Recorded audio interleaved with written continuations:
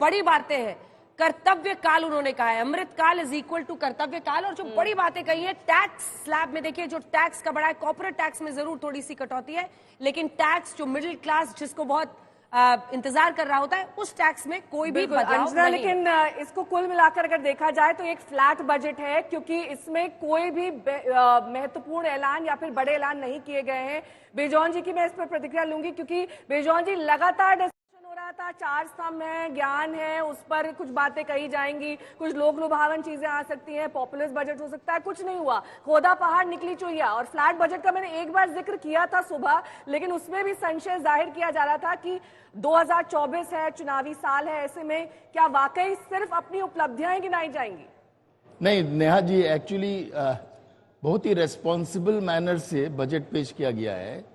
हम लोग उम्मीद तो जरूर करते हैं, ऑलवेज करना भी चाहिए, लेकिन चूंकि इंटरिम बजट है, सरकार को भी बहुत केयरफुल होना होगा, क्योंकि ये तो जाहिर है कि जब वो फिर से आएंगे, और हम उम्मीद करते हैं कि उनको आना भी चाहिए, तो वो सही ढंग से इस बजट को लेकर, जब सही बजट आएगा, जो फुल बजट आएंगे, तो इसके साथ मर्ज करके वो आगे बढ़ेंगे। तो जो उभर कर आ रहा है कि जो भी प्रॉमिस किया गया है, गारंटी किया गया है, उसको बेकरार रखेंगे, उसमें कोई कटौती नहीं, उस पर ध्यान देंगे। यूथ को बहुत ही उसको आगे भी ले जाएंगे, क्योंकि कई सारी ऐसी योजनाएं हैं जिसमें 3 साल में 2 करोड़ और घर बनाएंगे, उस पर बात की गई। कैसे लखपति बहन को आगे विस्तारित किया जाएगा, उस पर बात हुई। तो ये एक तरीके से इनडायरेक्ट अनाउंसमेंट्स हैं नारी को लेकर, और खासतौर पर इंफ्रास्ट्रक्चर पर कैसे जोर रहेगा उसको लेकर भी महत्वपूर्ण घोषणाएं की गई। यहाँ पर मैं चर्चा में अश्विनी महाजन जी को शामिल करूंगी। अश्विनी जी, उम्मीद तो ये की जा रही थी लगभग 1 बजे तक ये स्पीच चलने वाली है, 1 घंटे में खत्म हो गई। सबसे पहला आश्चर्य तो यही था। ठीक है, अभी उन्होंने माइक नहीं लगाया, वो इशारा करें। घनश्याम जी, अच्छा लगा आज का, आपके लिए तो अच्छी बात है, कोई ज्यादा चिंता का सबब नहीं है, लोक लुभावन नहीं, अर्थव्यवस्था को सुदृढ़ करने के लिए, और जो पहले से इंफ्रास्ट्रक्चर पर जोर था इस सरकार का, वही उसको आगे ले जा रहे हैं। एक दिशा दिख रही है, सरकार की दिशा है कि पूंजीपति मालामाल है, आम आदमी ठन ठन गोपाल है। 45 लाख करोड़ रुपए सरकार कहती है वो खर्च करना चाहती है। आप बताइए, इस 45 लाख करोड़ रुपए में देश का युवा जिसकी नौकरी नहीं लग रही है, वो कहाँ खड़ा है? निर्मला जी ने बताया, सीतारामन जी ने बताया कि लगभग 44 करोड़ मुद्रा लोन दिए गए हैं। आप अपने अगल बगल देखिए और आप पता कीजिए खुफिया सूत्रों से किसको मुद्रा लोन दिए हैं, क्योंकि आपके मोहल्ले में कोई नहीं मिलेगा, आपके बस्ती में कोई नहीं मिलेगा, आपके गांव में कोई नहीं मिलेगा। ये बहुत बड़ा घोटाला हो रहा है देश के युवाओं के साथ। और अंतिम बात, इस बजट में ऐसा कुछ भी नहीं है जो जिसके आधार पर सरकार घोषित करे कि अच्छे दिन आ गए, हमारे वादे पूरे हो गए। आपको कि अति आत्मविश्वास है इस सरकार में कि अगर हम घोषणाएं नहीं भी करते हैं तब भी 2024 का चुनाव हमारे नाम रहने वाला है? अति आत्मविश्वास को अहंकार कहा जाता है, और हम राम राज की बात कर रहे हैं। सोने की लंका वाले रावण को भी अति आत्मविश्वास था कि वो दूसरे देश में जाकर के सीता का हरण करके ले आया। अति आत्मविश्वास अहंकार होता है, और जो सरकार 10 साल के अपने वादे पूरे न कर सके उसका अहंकार दिख रहा है। सोने की लंका दिखाई दे रही है। अश्विनी जी, अब बजट खत्म हुआ और खरी खोटी शुरू हो गई यहाँ पर, लेकिन अंतरिम बजट था उसी स्वरूप में दिख रहा है। हालांकि पिछली बार 19 में नहीं था, लेकिन इस बार एकदम ही वो स्वरूप दिख रहा है जिसमें कुछ बड़ा अनाउंसमेंट है ही नहीं। देखिए, ये आत्मविश्वास कहें या एक जिम्मेवारी पूर्ण दिया गया बजट कहें, एक अंतरिम बजट की एक मर्यादा रहनी चाहिए, और वो मर्यादा इस सरकार ने इस बजट के माध्यम से रखी है। और जहां तक आंकड़ों का सवाल है, मैं इससे पूर्व बता रहा था कि जो 5.9% का आंकड़ा था, अभी सरकार ने जो रिवाइज एस्टिमेट्स दिए हैं 5.8% फिस्कल डेफिसिट का आंकड़ा आया है।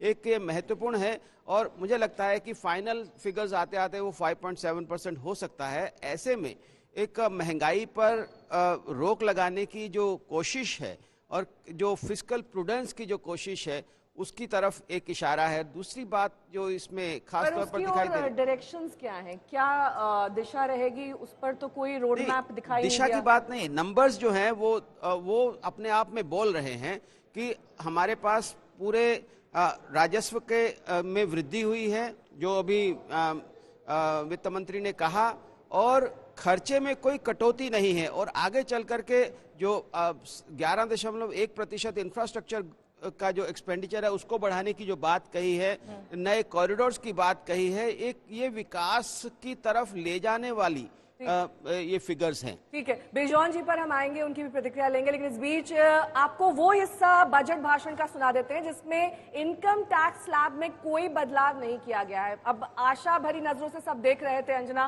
उम्मीद की जा रही थी कि जो टैक्स रिडक्शन है उसको बढ़ाया जाएगा, लेकिन कोई बदलाव नहीं। सुनिए, उन्होंने कहा कि पिछली बार ही हमने 7 लाख तक का कर दिया था। जल्दी से सुना देते हैं। Tax proposals. As for tax proposals, in keeping with the convention, I do not propose to make any changes relating to taxation and propose to retain the same tax rates for direct and indirect taxes, including import duties. However, certain tax benefits to startups and investments made by sovereign wealth or pension funds, as also tax exemption on certain income of some IFSC units, are expiring on 31/3/2024. To provide continuity in taxation, I propose to extend the date to 31/3/2025. तो चलिए, जो लोग उम्मीद ये कर रहे थे कि चुनावी साल है, कुछ ऐसा लोक लुभावन होगा, लेकिन फोकस इस बात पर रखा गया है कि अर्थव्यवस्था में जो मजबूती दिख रही है उसको कैसे बरकरार रखा जाए, और कोई भी लोक लुभावन खर्च इस बात के एक्सपेंस पर नहीं कि तेज बढ़ती अर्थव्यवस्था की रफ्तार को कहीं पर रिस्क में डाला जाए। हमारे साथ हमारे 2 सहयोगी इस वक्त जुड़ रहे हैं। सईद अंसारी हमारे साथ जुड़ रहे हैं एसोचेम से, और हमारी सहयोगी ऐश्वर्या पालीवाल भी हमारे साथ जुड़ रही हैं। सईद, जल्दी से इंडस्ट्री से लीजिए रिएक्शन, क्या कहना है उनका? बिल्कुल, इंडस्ट्री का रिएक्शन यहाँ आना शुरू हो चुका है अंजना, और एससी अग्रवाल साहब हैं। 2 करोड़ घरों का जो वादा किया है, तो रियल एस्टेट, रोटी कपड़ा मकान, बजट में ये 3 चीजें आज भी आम हिंदुस्तानी देखता है। अग्रवाल साहब, ये क्या है 2 करोड़ घरों का वादा, और आपको जो उम्मीदें थी वो पूरी हो पाई? देखिए, ये वोट ऑन अकाउंट है, हमने बहुत ज्यादा उम्मीदें नहीं रखी हुई थी, है नहीं। ये एक तो इन्होंने 2 करोड़ हाउसेज की बात करी है, जिन लोगों का रेंट के ऊपर रहते हैं, जो आंगनवाड़ी में रहते हैं, उन लोगों के लिए 2 करोड़ हाउसेज बनाएंगे और बाकायदा उसमें कोई स्कीम निकालेंगे। इसके लेकिन ये तो बहुत बड़ी बात हो गई, 2 करोड़ घर बनेंगे तो सोचिए आप कितना जबरदस्त डेवलपमेंट होगा। और सबसे बड़ी बात वो कि जिन लोगों के पास अपना घर नहीं है उन्हें घर मिल पाएगा। क्या ये अफोर्डेबल हाउसिंग होगी और कितना आसान होगा लेना?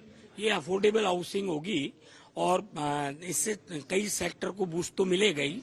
इसके अलावा 1 लाख करोड़ का एक फंड बनाया है टैक्स सेवी, जो डिजिटल टैक्स सेवी लोग हैं उनके स्टार्टअप के लिए, वो भी अपने आप में एक बड़ी इसको समझाइए जरा। हाँ जी, टैक्स सेवी फंड है। बस लौटेंगे बेजौन जी से, इस पर एक प्रतिक्रिया मैं लूंगी। बेजौन जी, इंडस्ट्रीज अक्सर जो है काफी सकारात्मक बातें ही करते हैं, उसमें पॉजिटिव ढूंढ ही लेते हो कहीं ना कहीं, लेकिन आपके नजरिए से मैं यहाँ पर जानना चाहूंगी, ये जो 2 करोड़ घर का निर्माण होना है अगले 3 सालों में, इस पर खर्च भी तो होगा सर, और बार बार हम वित्तीय घाटा कम करने की बात कर रहे हैं, तो इनकम कहाँ से आएगी?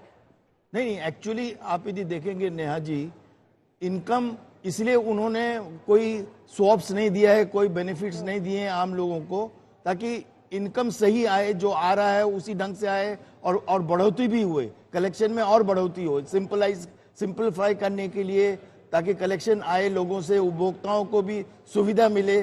तो बहुत आप जीएसटी की बात कर रहे हैं सर, या फिर जो 5 करोड़ करदाता बढ़े हैं उससे जो टैक्स कलेक्शन होगा उसके द्वारा? बिल्कुल बिल्कुल। और आप ये भी देख रहे हैं कि नेहा जी, बार बार वित्त मंत्री ने ये कही है कि हम कैसे इसको और कम कर सके, इस पे सोच रहे हैं। तो जब एक्चुअल बजट आएगा, जब आप खुश है ना? सुबह में ज्यादा जोश में मुझे लग रहे थे, मुस्कुराइए।